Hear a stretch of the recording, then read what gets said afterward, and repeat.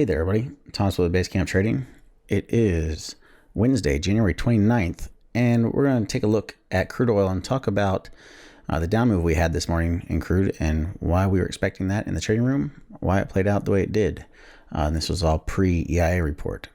But before we do that, make sure you hit that like button and subscribe if you have not already done so. That way you can stay up to date whenever we send out new videos and things. So with that being said, this is what I'm talking about here, this down move we had in crude oil. Now, first thing this morning, we were actually bullish crude.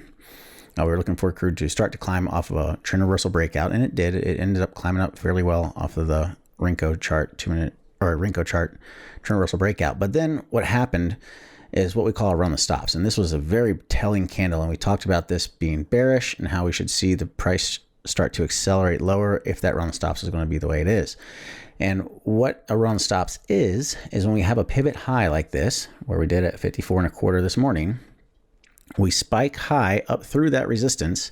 Immediately after breaking that resistance, we turn around and close in the opposite direction, like we did here. When we do that, leaving that long topping tail poking through that resistance shows an unwillingness to rally above there. And a lot of times what's happening is it's the market running the stops or knocking out all the stops that were up there and then reversing and running the opposite direction. So what ended up happening there is it triggers as soon as it breaks that price bar's low. So that triggered the down move as soon as it went below 53.87, dropped down quite a bit, down to about 53.5 or 53.05, excuse me. So about 80 cents. Before going into the EIA report, getting a little bit wild after the EIA report.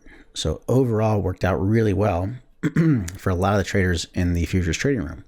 But this is one of my favorite setups to watch for day trading and for swing trading on these longer time frame charts is what we call, again, a run the stops. So hopefully that helps you understand a little bit more about the price action here. And the other thing, by the way, that really helped lent itself to this being bearish was the fact that our momentum was just really having a hard time picking up any strength. We had decreasing upside swings, increasing downside swings, and we had what's called a one green finger, which is this one green histogram bar poking up right there that also lent itself, saying there was no buyers up there. But that's it for today. Hope it helps. Once again, make sure you hit that like button and subscribe if you haven't already done so. And until next time, everybody, happy trading.